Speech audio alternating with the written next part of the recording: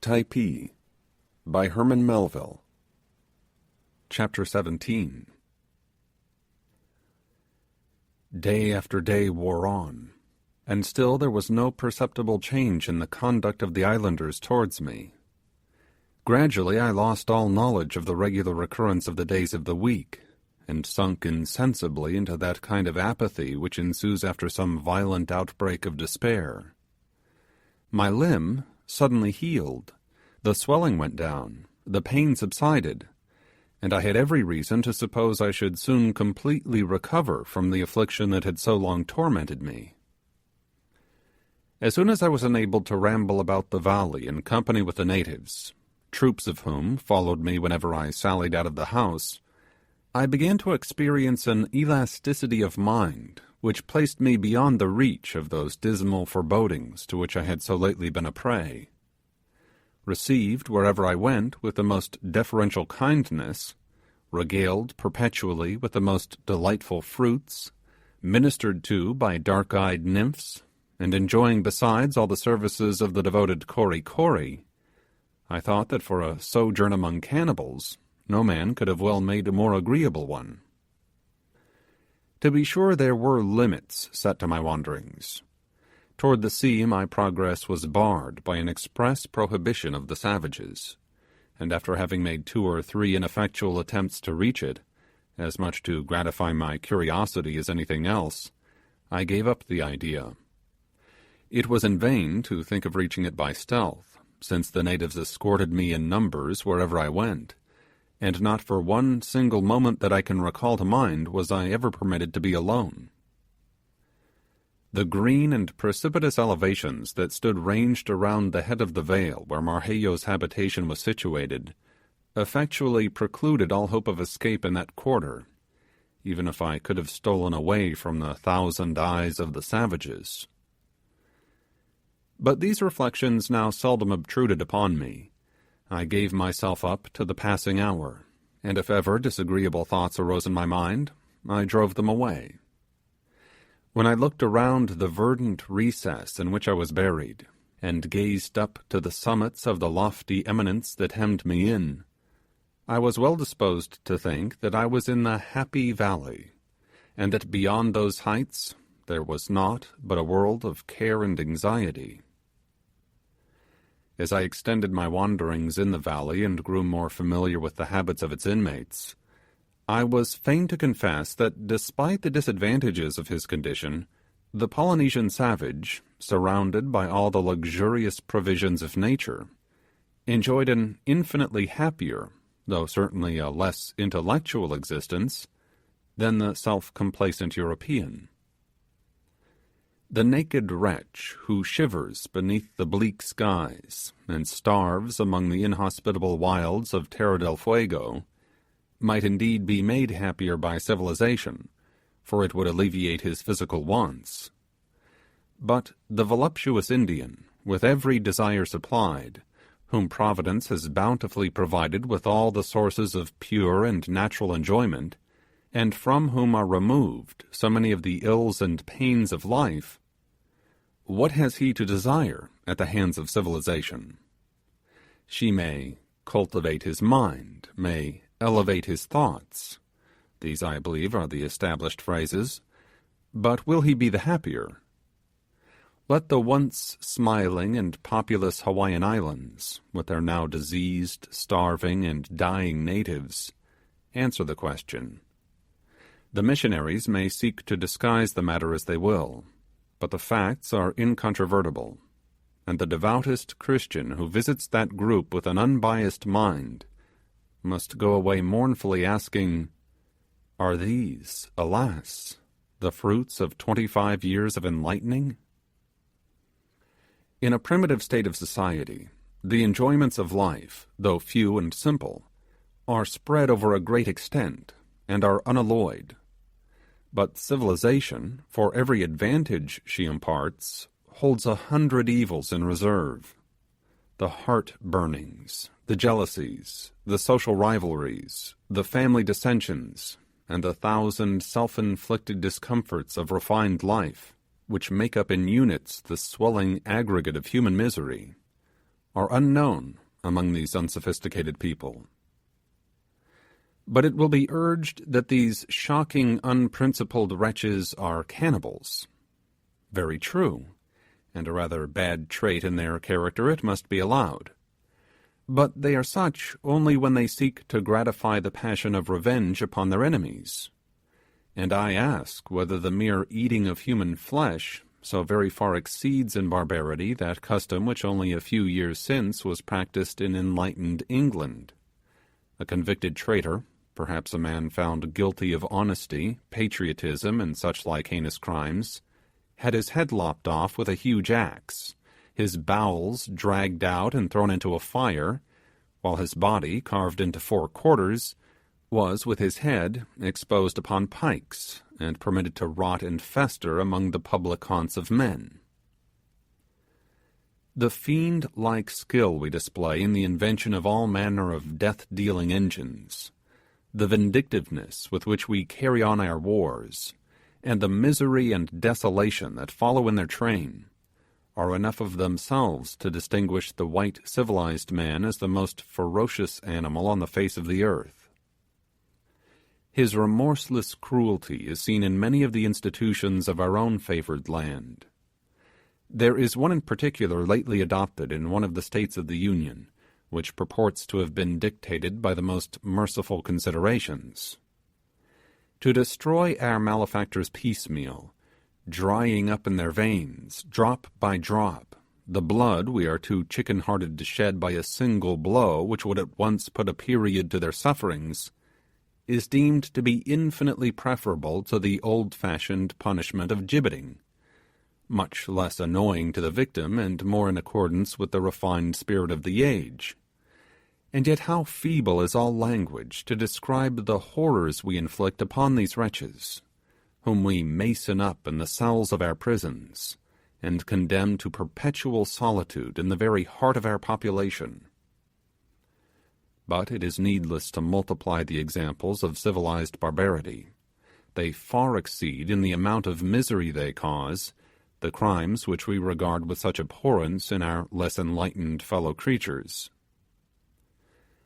The term savage is, I conceive, often misapplied, and indeed when I consider the vices, cruelties, and enormities of every kind that spring up in the tainted atmosphere of a feverish civilization, I am inclined to think that so far as the relative wickedness of the parties is concerned, 4 or 5 Marquesan Islanders sent to the United States as missionaries might be quite as useful as an equal number of Americans dispatched to the islands in a similar capacity. I once heard it given as an instance of the frightful depravity of a certain tribe in the Pacific that they had no word in their language to express the idea of virtue. The assertion was unfounded, but were it otherwise, it might be met by stating that their language is almost entirely destitute of terms to express the delightful ideas conveyed by our endless catalogue of civilized crimes. In the altered frame of mind to which I have referred, every object that presented itself to my notice in the valley struck me in a new light, and the opportunities I now enjoyed of observing the manners of its inmates tended to strengthen my favourable impressions. One peculiarity that fixed my admiration was the perpetual hilarity reigning through the whole extent of the vale. There seemed to be no cares, griefs, troubles, or vexations in all Typee. The hours tripped along as gaily as the laughing couples down a country dance. There were none of those thousand sources of irritation that the ingenuity of civilized man has created to mar his own felicity. There were no foreclosures of mortgages, no protested notes, no bills payable, no debts of honor in Typee, no unreasonable tailors and shoemakers perversely bent on being paid, no duns of any description, no assault and battery attorneys to foment discord, backing their clients up to a quarrel and then knocking their heads together, no poor relations everlastingly occupying the spare bedchamber and diminishing the elbow room at the family table, no destitute widows with their children starving on the cold charities of the world, no beggars, no debtors' prisons, no proud and hard-hearted nabobs in Typee, or to sum up all in one word, no money. That root of all evil was not to be found in the valley. In this secluded abode of happiness, there were no cross old women, no cruel stepdames, no withered spinsters, no lovesick maidens, no sour old bachelors, no inattentive husbands, no melancholy young men, no blubbering youngsters, and no squalling brats. All was mirth, fun, and high good humour. Blue devils, hypochondria, and doleful dumps went and hid themselves among the nooks and crannies of the rocks. Here you would see a parcel of children frolicking together the livelong day, and no quarrelling, no contention among them. The same number in our own land could not have played together for the space of an hour without biting or scratching one another. There you might have seen a throng of young females, not filled with envyings of each other's charms, nor displaying the ridiculous affections of gentility, nor yet moving in whalebone corsets like so many automatons, but free, inartificially happy, and unconstrained. There were some spots in that sunny vale where they would frequently resort to decorate themselves with garlands of flowers. To have seen them reclining beneath the shadows of one of the beautiful groves, the ground about them strewn with freshly gathered buds and blossoms, employed in weaving chaplets and necklaces, one would have thought that all the train of Flora had gathered together to keep a festival in honour of their mistress. With the young men there seemed almost always some matter of diversion or business on hand that afforded a constant variety of enjoyment. But whether fishing, or carving canoes, or polishing their ornaments, never was there exhibited the least sign of strife or contention among them. As for the warriors, they maintained a tranquil dignity of demeanour, journeying occasionally from house to house, where they were always sure to be received with the attention bestowed upon distinguished guests. The old men, of whom there were many in the vale, seldom stirred from their mats, where they would recline for hours and hours, smoking and talking to one another with all the garrulity of age. But the continual happiness, which so far as I was able to judge appeared to prevail in the valley, sprung principally from that all-pervading sensation which Rousseau has told us he at one time experienced, the mere buoyant sense of a healthful physical existence.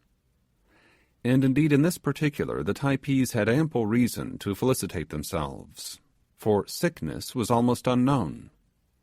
During the whole period of my stay I saw but one invalid among them, and on their smooth clear skins you observed no blemish or mark of disease. The general repose, however, upon which I have just been descanting, was broken in upon about this time by an event which proved that the islanders were not entirely exempt from those occurrences which disturb the quiet of more civilized communities.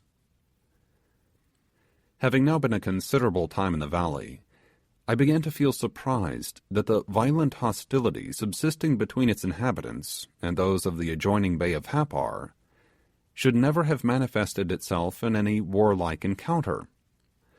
Although the valiant Typees would often by gesticulations declare their undying hatred against their enemies, and the disgust they felt at their cannibal propensities, although they dilated upon the manifold injuries they had received at their hands, yet with a forbearance truly commendable they appeared patiently to sit down under their grievances, and to refrain from making any reprisals. The Happars, entrenched behind their mountains, and never even showing themselves on their summits, did not appear to me to furnish adequate cause for that excess of animosity evinced towards them by the heroic tenants of our vale, and I was inclined to believe that the deeds of blood attributed to them had been greatly exaggerated. On the other hand, As the clamours of war had not up to this period disturbed the serenity of the tribe, I began to distrust the truth of those reports which ascribed so fierce and belligerent a character to the Typee nation. Surely, thought I, all these terrible stories I have heard about the inveteracy with which they carried on the feud, their deadly intensity of hatred, and the diabolical malice with which they glutted their revenge upon the inanimate forms of the slain, are nothing more than fables, and I must confess that I experienced something like a sense of regret at having my hideous anticipations thus disappointed. I felt in some sort like a prentice boy, who, going to the play in the expectation of being delighted with a cut-and-thrust tragedy, is almost moved to tears of disappointment at the exhibition of a genteel comedy. I could not avoid thinking that I had fallen in with a greatly traduced people, and I moralized not a little upon the disadvantage of having a bad name, which in this instance had given a tribe of savages, who were as pacific as so many lambkins, the reputation of a confederacy of giant killers. But subsequent events proved that I had been a little too premature in coming to this conclusion. One day about noon, happening to be at the tea, I had lain down on the mats with several of the chiefs, and had gradually sunk into a most luxurious siesta, when I was awakened by a tremendous outcry, and starting up, beheld the natives seizing their spears and hurrying out, while the most puissant of the chiefs, grasping the 6 muskets which were ranged against the bamboos, followed after, and soon disappeared in the groves. These movements were accompanied by wild shouts in which Happar, Happar greatly predominated. The islanders were now to be seen running past the Ti, and striking across the valley to the Happar side.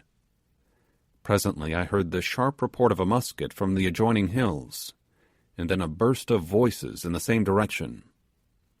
At this the women, who had congregated in the groves, set up the most violent clamours, as they invariably do here as elsewhere on every occasion of excitement and alarm, with a view of tranquilizing their own minds and disturbing other people. On this particular occasion they made such an outrageous noise, and continued it with such perseverance, that for a while, had entire volleys of musketry been fired off in the neighbouring mountains, I should not have been able to have heard them. When this female commotion had a little subsided, I listened eagerly for further information. At last, bang went another shot, and then a second volley of yells from the hills. Again all was quiet, and continued so for such a length of time that I began to think the contending armies had agreed upon a suspension of hostilities, when pop went a third gun, followed as before with a yell. After this, for nearly 2 hours nothing occurred worthy of comment, save some straggling shouts from the hillside, sounding like the halloos of a parcel of truant boys who had lost themselves in the woods. During this interval I had remained standing on the piazza of the Ti, which directly fronted the Happar mountain, and with no one near me but Kory Kory and the old superannuated savages I have before described.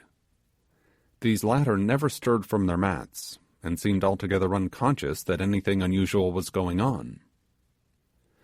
As for Kory Kory, he appeared to think that we were in the midst of great events, and sought most zealously to impress me with a due sense of their importance. Every sound that reached us conveyed some momentous item of intelligence to him. At such times, as if he were gifted with second sight, he would go through a variety of pantomimic illustrations, showing me the precise manner in which the redoubtable Typees were at that very moment chastising the insolence of the enemy. "Mehevi hana pepi nui Happar," he exclaimed every 5 minutes, giving me to understand that under that distinguished captain the warriors of his nation were performing prodigies of valour. Having heard only 4 reports from the muskets, I was led to believe that they were worked by the islanders in the same manner as the Sultan Solomon's ponderous artillery at the siege of Byzantium, one of them taking an hour or two to load and train. At last, no sound whatever proceeding from the mountains, I concluded that the contest had been determined one way or the other.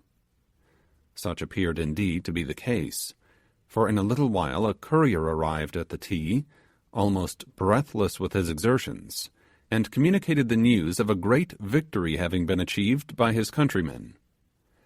Hapar Puarva! Hapar Puarva! The cowards had fled.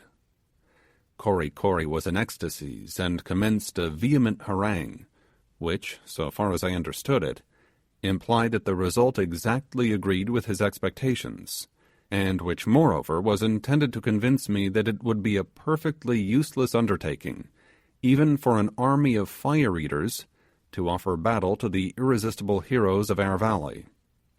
In all this I of course acquiesced, and looked forward with no little interest to the return of the conquerors, whose victory I feared might not have been purchased without cost to themselves.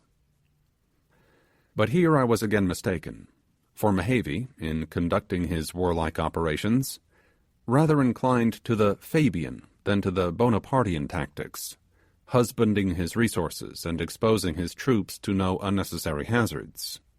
The total loss of the victors in this obstinately contested affair was, in killed, wounded, and missing, one forefinger and part of a thumbnail, which the late proprietor brought along with him in his hand, a severely contused arm, and a considerable effusion of blood flowing from the thigh of a chief who had received an ugly thrust from a Hapar spear.